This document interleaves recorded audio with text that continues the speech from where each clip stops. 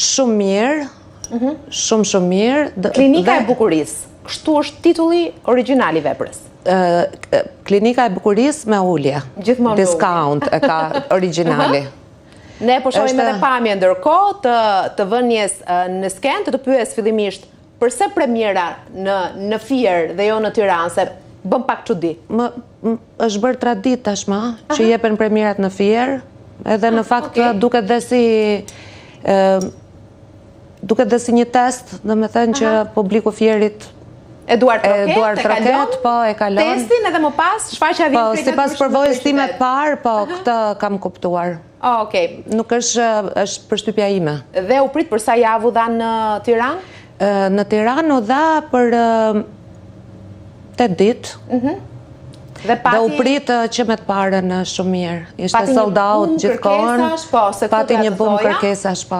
Në fakt, gjithnjë më shumë në muajt e fundit, të paktën në veprat që unë kam parë të ngjiten në sken, qofshin komedi apo jo, ka patur një qasje të jashtëzakonshme dhe kjo duket që në javët shumë para vënies në sken që biletat bëhen sold out. Edhe është kënaqësi apo jo? Mos kur bëhet fjalë për komedi. Po, është shumë kënaqësi kur e dëgjon edhe për vepra të tjera.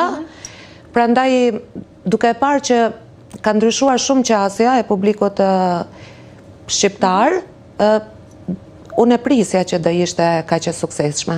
Ka qenë një sezon i ngarkuar të paktën për një pjesë të aktorëve, se janë të gjithë emra të jashtëzakonshëm. Do të veçoj edhe Rudinën në këtë rast, Gentian Zenelajn, Jul Dedajn që ka kopa. Po, kishte kohë pa luajtur në teatr. Juli përveç protagonizmit të tij në ekran. Ka qenë një sezon i ngjeshur, megjithatë komedia duket sikur nuk të lodh asnjëherë.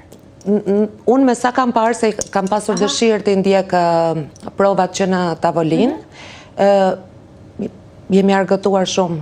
Kam qenë në pjesë dhe ka qenë gjithkohë një argëtim. Mendoj se janë shplodhur, sado që e kanë marrë me shumë seriozitet të gjithë këta punën. Kam parë një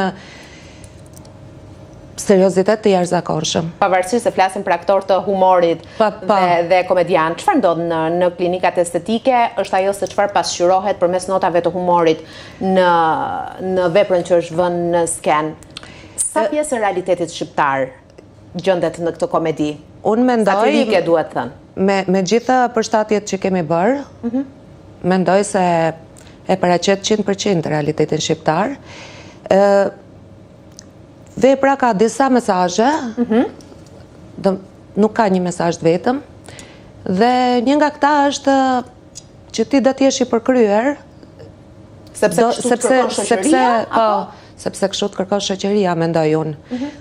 Edhe vepra këtë përpiqet pasqyroj, paçka se në vepër është në mënyrë groteske që ti bëhesh shumë më tepër se që kërkon shoqëria, duke dash vetëm të do të tregoj dëshirat të bashkëshortit, të shoqërisë, të asaj se çfarë ndoshta një pjesë e atyre që të ndjekin në ekran pret nga ty apo jo? Po, kështu mendoj, po.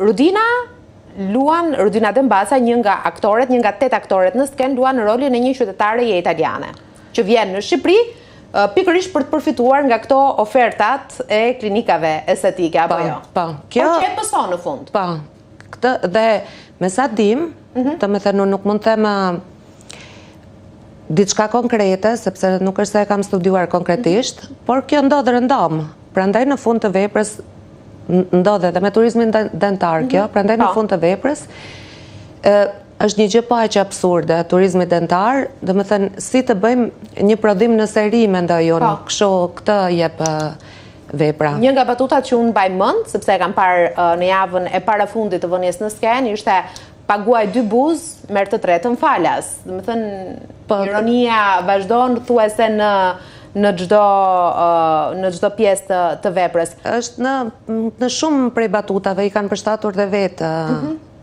aktorët sipas personazhit të tyre, sepse janë ke dashur të kalosh deri në tallje?